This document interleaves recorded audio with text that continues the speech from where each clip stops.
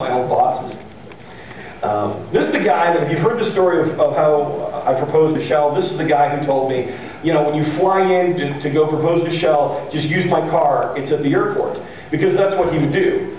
He would fly somewhere and he'd just leave his car at the airport, but he never locked his car, and he left the keys in the car, under the mat. That's what he did. So he never had to worry about losing his keys on his trip because they were, you know, under the mat.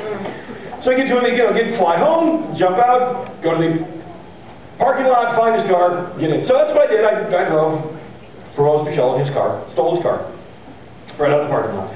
Well, one day he's flying back in from somewhere and he lands. Now, we live in Southwest Michigan, and so I forget if he was flying into O'Hare or Midway or South Bend. There's 3 airports. So he flew in, got off, and then went to find his car, and couldn't find his car anywhere. He went through the whole parking lot, couldn't find his car. Could not find his car. It was gone. So, you know, he looks, there's no car. This car has been stolen in the airport parking lot. Someone, you know, finally caught up with him. The dude doesn't lock his car.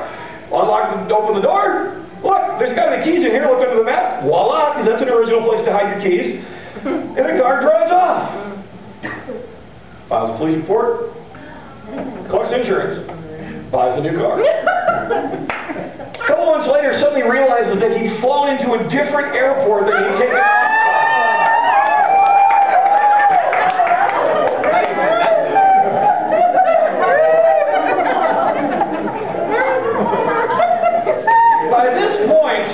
His car has been tagged as an abandoned vehicle and pounded and smashed, and it's gone. He's got his insurance money and a new car. Lost and found. See, there's some things that when you lose, you just don't really care about. I mean, oh well, they're gone. There's other things when you lose them, you start to freak out just a little bit.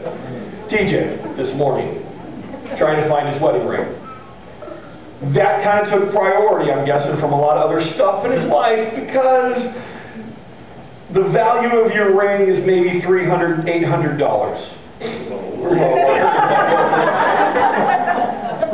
The dollar value isn't that high, but the emotional value of that ring is pretty stinking high.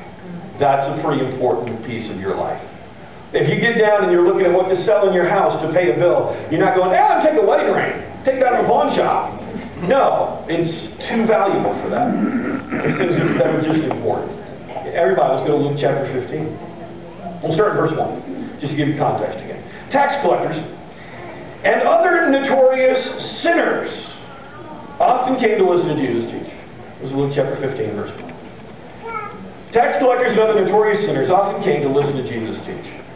This made the Pharisees and the teachers of religious law complain that he was associating with such sinful people, even eating with them. Horrors! He's eating with those people! Those disgusting people! You know, the people on the other side of the church. You know exactly what we're talking about. Yeah, okay. Those other people over there. Now remember we talked about this a couple weeks ago.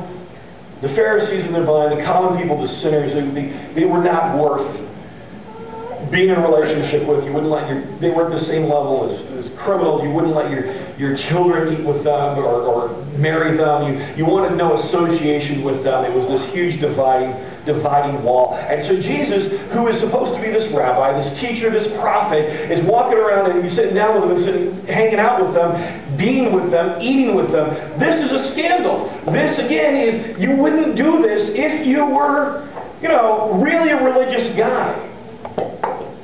Again, in our context, this is a pastor going and doing lunch at a strip club with the strippers. This is a pastor doing lunch at a gay bar. This is a pastor, a religious leader, someone up there who's hanging out with those people that you would list and designate as not quite good enough. And we're okay with a pastor going perhaps to do ministry to one of those groups of people, but to actually be friends with them, hang out with them, have them over to your house, hang over at their house, that starts to make you feel a little bit uncomfortable.